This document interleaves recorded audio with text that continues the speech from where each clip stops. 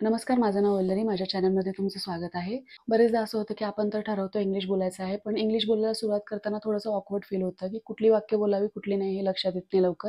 त्यासाठी मी छोटी-छोटी अशी वाक्य तुम्हाला इथे सांगणार आहे. चला तर मग सुरुवात करूया. पहिल्यांदा तर आहे तुम्ही शिष्टाचाराची वाक्य रोज बोलायला सुरुवात करू शकता. तुम्ही सकाळी कोणाला भेटला तर तुम्ही त्यांना गुड मॉर्निंग म्हणून विश करू शकता. दुपारी 12 ते 4 या वेळेमध्ये तुम्हाला गुड आफ्टरनून असं विश करायचं आहे कोणाला भेटल्यानंतर. 4 नंतर तुम्हाला गुड इव्हनिंग विश करायचं असतं. आणि नंतर जेव्हा तुम्ही रात्री कोणाचा निरोप घेत असताल, तेव्हा तुम्हाला गुड नाईट असं विश करायचं असतं. भेटल्या-भेटल्या तुम्हाला गुड नाईट असं विश करायचं नसतं. आणि सॉरी हे तर सगळ्यांनाच माहिती आहे. आता एक्सक्यूज मी तुम्ही कुठे-कुठे वापरू शकता. जेव्हा तुम्ही शिंकता पब्लिक प्लेसमध्ये, तेव्हा तुम्ही एक्सक्यूज मी म्हणायचं असतं. सेकंडली तुम्ही एखाद्या मीटिंगमध्ये किंवा समारंभामध्ये आहात आणि पर्टिक्युलर संभाषण सोडून कोणीतरी बोलते आणि तुम्हाला संभाषण सोडून दुसरीकडे जायला लागलं, तर तुम्ही एक्सक्यूज मी म्हणून स्वतःला एक्सक्यूज करू शकता. म्हणजे ते संभाषण सोडून तुम्ही दुसरीकडे जाऊ शकता.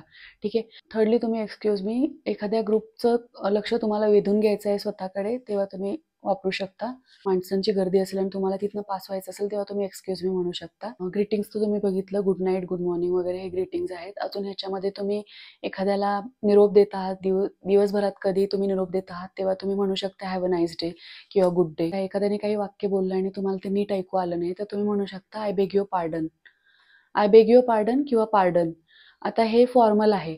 तुम्हाला जर इन्फॉर्मल कन्व्हर्सेशनमध्ये जर तुम्हाला असं बोलायचं असेल किंवा तुम्हाला समोरच्याने तर बोललेलं आहे आणि तुम्हाला ऐकू नाही आलं, त्याला तुम्हाला रिपीट करायला लावायचं आहे, तर तुम्ही बोलू शकता सॉरी. मग तो समोरचा तुमच्यासाठी ते वाक्य परत रिपीट करेल. आता आपण अजून थोडी छोटी पण पूर्ण अशी वाक्य बघूया. जर तुम्हाला एखाद्याला कामामध्ये इंटरप्ट करायचं असेल, तो एखादं काम करतोय आणि तुम्ही त्याला इंटरप्ट करणार असाल, तर तुम्ही म्हणू शकता की स्टॉप. स्टॉप म्हणजे थांब. आणि जेव्हा तुम्हाला एखाद्याला वाट बघायला लावायची आहे, तेव्हा तुम्ही म्हणता वेट. फॉर एक्झाम्पल तुम्हाला एखाद्याला तुम्ही कुठेतरी जात आहात आणि त्या माणसाला तुम्हाला तुमच्यासाठी थांबायला लावायचं आहे. तर तेव्हा तुम्ही म्हणू शकता वेट फॉर मी. मला एखाद्याला कुठल्याही गोष्टीबद्दल सावध करायचं असेल, तेव्हा तुम्ही म्हणू शकता बी केअरफुल म्हणजे सावध राहा. मग तुम्हाला जर कोणाला शांत बस असं सांगायचं असेल, तुम्ही डायरेक्ट शटअप असं तर एकदम इन्फॉर्मल किंवा असं रूड बोलू शकत नाही, तर तुम्ही म्हणू शकता कीप क्वाइट. लिसन असं म्हणलं की समोरच्याला आपण म्हणतो की ऐक. आणि लिसन टू मी म्हणतोय तेव्हा म्हणतोय आपण की लिसन टू मी म्हणजे माझं ऐक. एखादी गोष्ट तुम्हाला पुरे आहे हे सांगण्यासाठी आपण म्हणू शकतो दॅट्स इनफ. तुम्हाला अजून काही पाहिजे का असं विचारण्यासाठी आपण म्हणू शकतो एनिथिंग एल्स. आपल्याला एखादी गोष्ट समोरच्याला सांगायचं की विसरू नको, तेव्हा आपण म्हणणार डोंट फॉरगेट. एखाद्याला आपण म्हणतोय की इकडे बघ, तर म्हणणार लुक हिअर. जर आपण म्हणतोय की तिकडे बघ, तर म्हणणार लुक देअर. जर आपण म्हणतोय माझ्याकडे बघ, तर म्हणणार लुक ॲट मी. त्याला जर म्हणायचं असेल तिच्याकडे बघ, तर म्हणणार लुक ॲट हर. अजून एक गोष्ट मला इथे तुम्हाला सांगायची होती. जेव्हा आपण मराठीमधून इंग्लिश बोलायला लागतो, तेव्हा आपले उच्चार काही वेळा काही-काही गोष्टींचे वेगळे येतात. तर त्याचं कारण असं पण असतं, की जेव्हा असा रूल आहे इंग्लिशमध्ये, की जेव्हा आपण डब्ल्यू बोलतो, तेव्हा तुम्हाला राउंड करायचा असतो ओठांचा आणि जेव्हा तुम्ही व्ही बोलता, व्हीवरून कुठलाही शब्द बोलता, तेव्हा तुम्हाला खालचा ओठ थोडासा चावायचा असतो. म्हणजे म्हणतात राउंड युअर डब्ल्यूज अँड बाईट युअर व्हीज.